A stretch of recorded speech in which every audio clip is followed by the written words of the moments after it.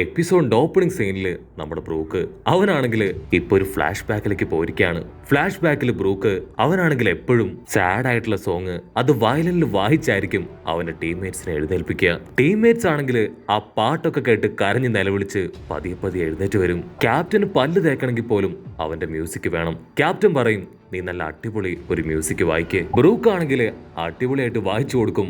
അത് കേട്ട് അവരുടെ ക്യാപ്റ്റൻ ആള് ബ്രഷൊക്കെ ചെയ്ത് ഹായായിട്ട് നിൽക്കും. അങ്ങനെ കപ്പലുള്ള എല്ലാവരും ഇപ്പൊ ബ്രേക്ക്ഫാസ്റ്റ് ഒക്കെ കഴിച്ച് റിലാക്സ് ചെയ്യുമ്പോഴായിരിക്കും എന്തോ ഒരു സൗണ്ട് കേൾക്കുക. അവരോടി വന്ന് ഇപ്പൊ കപ്പലിന്റെ പുറകിലേക്ക് നോക്കും. അവര് മുൻപ് കണ്ട ആ ഒരു കുഞ്ഞൻ തിമിംഗലം അതിപ്പോഴും അവർ ഫോളോ ചെയ്തുകൊണ്ടേയിരിക്കുകയാണ്. Wow, this is unbelievable. ഇതിപ്പോഴും നമ്മളെ ഫോളോ ചെയ്യാണ്. അതിന് ആക്ച്വലി നമ്മളെ ഒരുപാട് ഇഷ്ടമായെന്നൊക്കെ അവർ പരസ്പരം പറയും. അവർക്കും അതിന് ഭയങ്കര ഇഷ്ടാവും. അതിന് കാണാൻ ക്യൂട്ടായിട്ടുണ്ടെന്നൊക്കെ പറഞ്ഞ് അവർ അതിനെ തന്നെ നോക്കി നിൽക്കും. സമയം പോകെ പോകെ ആ തിമിംഗലം ആണെങ്കിൽ അവരെ വിടാതെ പിന്തുടർന്ന് അവരുടെ പുറകെ തന്നെ പോവും. ഉടനെ പൈററ്റ്സ് പറയും, നീ ഇപ്പോഴും ഞങ്ങളെ പിന്തുടരാണോ? ഉറപ്പായാലും നിന്നെ കാണാൻ നിന്റെ അമ്മ വിഷമിക്കുമെന്ന് പറഞ്ഞ് അവരാണെങ്കിൽ അതിന് തിന്നാനായി കുറച്ച് ഫുഡൊക്കെ അങ്ങനെ എറിഞ്ഞു കൊടുക്കും. അങ്ങനെ ദിവസങ്ങൾ പോകുന്തോറും ആ വെയില് അവരെ ഫോളോ ചെയ്തുകൊണ്ടിരിക്കും. അങ്ങനെ ഒരു ദിവസം ബ്രൂക്കിന്റെ പൈററ്റ് ടീം അവർ മറ്റൊരു പൈററ്റ് ടീമുമായിട്ട് ഏറ്റുമുട്ടുകയാണ്. ഏറ്റുമുട്ടലില് ബ്രൂക്കിന്റെ ടീമിലുള്ള 2 പേര് കടലിലേക്ക് വീണു പോവും. ബ്രൂക്കിനാണെങ്കിൽ നീന്താൻ അറിയില്ല. അവരെ എങ്ങനെ രക്ഷപ്പെടുത്തുമെന്ന് അറിയാതെ കൺഫ്യൂസ്ഡ് ആയിട്ട് അവൻ ക്യാപ്റ്റനോട് ചോദിക്കും. ക്യാപ്റ്റൻ പറയും, ഇപ്പൊ നമുക്ക് ഒന്നും ചെയ്യാൻ കഴിയില്ല. ഫൈറ്റ് വാശിയോടെ മുൻപോട്ട് പോവാണ്. സോ അവരവരുടെ ജീവൻ അത് അവരവർ തന്നെ രക്ഷിക്കണം. ഒരു സെക്കൻഡ് താഴേക്ക് നോക്കും. അപ്പോഴായിരിക്കും അവൻ ആ അത്ഭുതം കാണുക. അവരെ ഫോളോ ചെയ്തു വന്ന ആ കുഞ്ഞൻ വെയില് അതാ കടലിൽ വീണ 2 പേരെയും സേഫായി അതിന്റെ മുതുകിൽ ചുമന്നു വരാണ്. അങ്ങനെയാണ് പതിയെ പതിയെ ലാബോൺ അവരുടെ ടീമിലെ ഒരു മെമ്പറായി മാറിയത്. ബ്രൂക്കിനും ലാബോണും തമ്മിൽ പരസ്പരം നല്ലൊരു ബന്ധം ഉണ്ടായിരുന്നു. അത് രാത്രിയൊക്കെ ബ്രൂക്കുമായിട്ട് സംസാരിക്കും. അതിന്റെ ശബ്ദവും ഓരോ ആക്ഷൻസ് ഒക്കെ ബ്രൂക്കിന് നന്നായിട്ട് മനസ്സിലായിരുന്നു. അതെപ്പോഴും പാടാനും മ്യൂസിക് ഇൻസ്ട്രുമെന്റ്സ് വായിക്കാനും ആവശ്യപ്പെട്ടുകൊണ്ടേയിരിക്കും. അപ്പൊ ബ്രൂക്ക് പറയും, ഇപ്പൊ എല്ലാവരും നല്ല ഉറക്കത്തിലാണ്. സോ നേരം വെളുത്തതിന് ശേഷം നിനക്ക് ഇഷ്ടമുള്ളത്ര പാട്ടുകൾ ഒരുപാട് നേരം നിനക്ക് വേണ്ടി ഞാൻ വായിച്ചു തരും. അങ്ങനെ ദിവസങ്ങൾ പോകുന്തോറും വെയിലത്തും തണുപ്പത്തും രാത്രിയിലും പകലൊന്നും ഇല്ലാതെ അത് ആ കപ്പലിനെ ഫോളോ ചെയ്തുകൊണ്ടേയിരിക്കും. ലാബോൺ ഇപ്പോ ആ ടീമിന്റെ ഒരു മെമ്പറായി കഴിഞ്ഞു. അവർക്ക് ട്രഷർ കിട്ടുമ്പോ അവരെ കഴിഞ്ഞും കൂടുതൽ സന്തോഷം ലാബോണിനാണ്. പാട്ടും മ്യൂസിക്കും സന്തോഷവും ആഹാരമൊക്കെ ആയിട്ട് അവർ അടിച്ചു പൊളിക്കുകയാണ്. അങ്ങനെ ഇരിക്കെ ആ ലാക്ബോണിനെ ഫോളോ ചെയ്ത് ഇപ്പൊ വലിയൊരു മോൺസ്റ്റർ വരും. അത് ആ ലാക്ബോണിനെ അറ്റാക്ക് ചെയ്ത് അതിനെ തിന്നാൻ ശ്രമിക്കുകയാണ്. അത് കണ്ട് പൈററ്റ്സ് അവരാണെങ്കിൽ പീരങ്കിയും ഗണ്ണൊക്കെ എടുത്ത് അതിനെ അറഞ്ചം പുറഞ്ഞ് ഷൂട്ട് ചെയ്യും.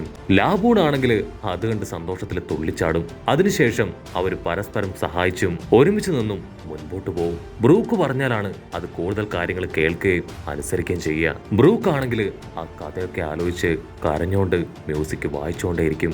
അതിനുശേഷമാണ് അവർ വലിയൊരു ചലഞ്ച് അത് ഫേസ് ചെയ്യാൻ ഒരുങ്ങിയത്.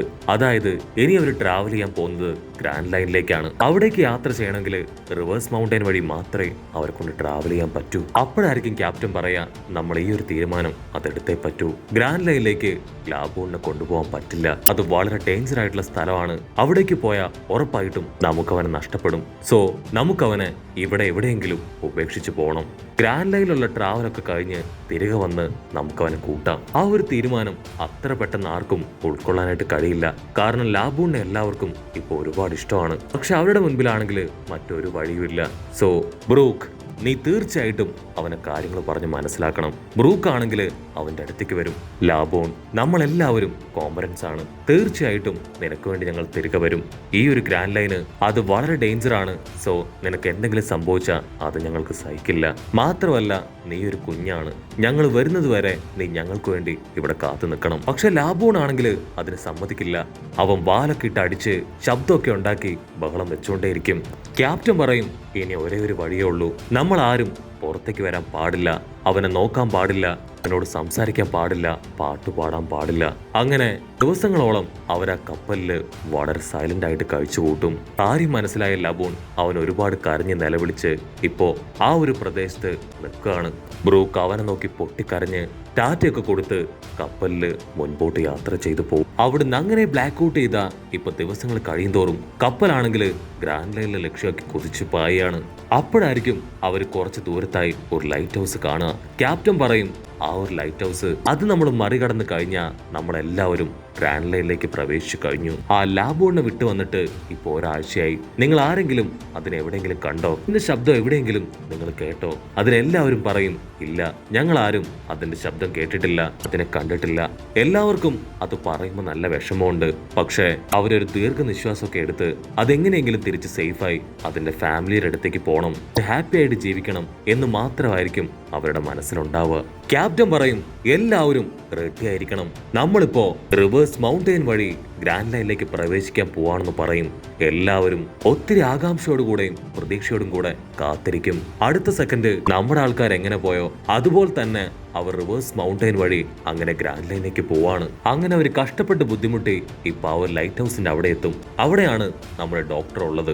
ഡോക്ടർ ആണെങ്കിൽ അവിടേക്ക് വരുന്ന എല്ലാവരെയും സ്വാഗതം ചെയ്യാനും ഗ്രാൻഡ് ലൈനിലേക്ക് കറക്റ്റ് ആയിട്ട് ഗൈഡ് ചെയ്യാനുമാണ് അവിടെ താമസിക്കുന്നത്.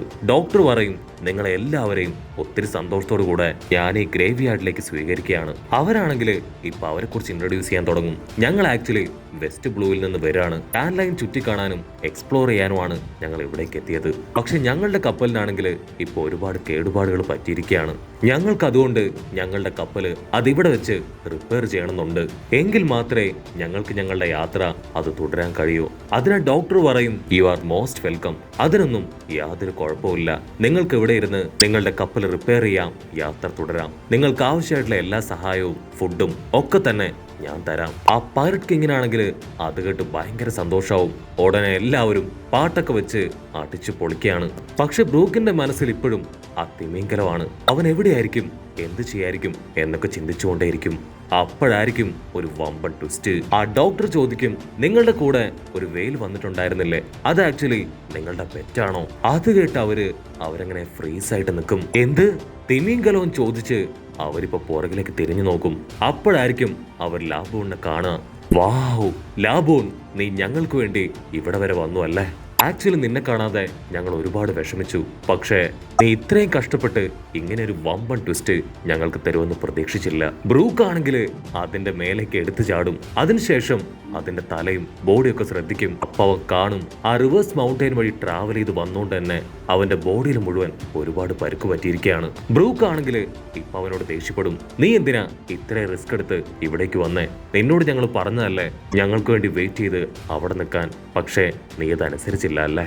അത്രയും നേരവും ഗൗരവത്തിലിരുന്ന നമ്മുടെ ക്യാപ്റ്റൻ, ഇത് നമുക്ക് ഉറപ്പായിട്ടും ആഘോഷിക്കണം, പാട്ട് ഡാൻസ് എല്ലാം തന്നെ വേണമെന്നൊക്കെ പറഞ്ഞ് അങ്ങനെ തുള്ളിച്ചാടും. അത് കേൾക്കേണ്ട താമസം ബ്രൂക്കും ടീമും ഇപ്പൊ പാട്ടൊക്കെ പാടി ഡാൻസ് ഒക്കെ കളിച്ച് എൻജോയ് ചെയ്യും. ലാബോണും മതിമറന്നത് ആസ്വദിക്കുകയാണ്. കാരണം ഒത്തിരിയായി അവനിപ്പോ അവരെ കണ്ടിട്ടും അവരുടെ പാട്ടൊക്കെ കേട്ടിട്ടും. അവിടെ അങ്ങനെ കട്ട് ചെയ്ത് ദിവസങ്ങളോടെടുത്ത് അവരിപ്പോ ആ കപ്പലിന്റെ അറ്റകുറ്റപ്പണി അത് കംപ്ലീറ്റ് ചെയ്യും. ബ്രൂക്ക് വീണ്ടും ഇപ്പൊ ലാബുവിന്റെ കാലിൽ വീണ് കെഞ്ചും, ദയവ് ചെയ്ത് നീ ഞങ്ങളുടെ പിന്നാലെ വരരുത്, ഞങ്ങൾ ഉറപ്പായിട്ടും നിനക്ക് വേണ്ടി തിരികെ വരും. ഇപ്പൊ തന്ന സർപ്രൈസ് പോലെ ഇനിയൊരു സർപ്രൈസ് ഞങ്ങൾക്ക് താങ്ങാനാവില്ല. സോ നീ ഇവിടെ തന്നെ നിൽക്കണം, ഇത് ഞങ്ങളുടെ വാക്കാണ്, നിനക്ക് വേണ്ടി ഞങ്ങൾ തിരികെ വരും. ഉടനെ ആ ക്യാപ്റ്റൻ പറയും, 2 വർഷം, മാക്സിമം 3 വർഷം, അതിനുള്ളിൽ ഈ ഗ്രാൻഡ് ലൈൻ മുഴുവൻ ചുറ്റി സഞ്ചരിച്ച് ആ റെഡ് ലൈൻ വഴി നിന്നെ കാണാൻ ഞങ്ങൾ തിരികെ വരും. അങ്ങനെ അവനെ കാര്യങ്ങളൊക്കെ പറഞ്ഞ് മനസ്സിലാക്കി ടാറ്റാ ബൈ ബൈ ഒക്കെ പറഞ്ഞ് അവരിപ്പോ ഗ്രാൻഡ് ലൈനിലേക്ക് പോവാണ്. അവിടുന്ന് അങ്ങനെ സൂം ഔട്ട് ചെയ്ത 3 വർഷങ്ങൾക്ക് ശേഷം ആ കപ്പൽ കാണിക്കും. കപ്പൽ ഭാഗികമായിട്ട് മുഴുവനായി തകർന്നിരിക്കുകയാണ്. മാത്രമല്ല കപ്പലിന്റെ അവസ്ഥ അത് വളരെ ശോചനീയമാണ്. ആ ഒരു കപ്പലില് ഇപ്പൊ ബ്രൂക്ക് അവൻ ആരുമില്ലാതെ ഒറ്റപ്പെട്ട് നിൽക്കുന്നതോടു കൂടെ ഈ ഒരു എപ്പിസോഡും അവസാനിക്കുന്നു. എപ്പിസോഡ് ഇഷ്ടപ്പെടുകയാണെങ്കിൽ തീർച്ചയായിട്ടും ലൈക്ക് ചെയ്യാനും കമന്റ് ചെയ്യാനും ഷെയർ ചെയ്യാനും മറക്കല്ലേ. അടുത്തൊരു അടിപൊളി എപ്പിസോഡുമായിട്ട് കാണുന്നവരെ it's me with Mallu episode.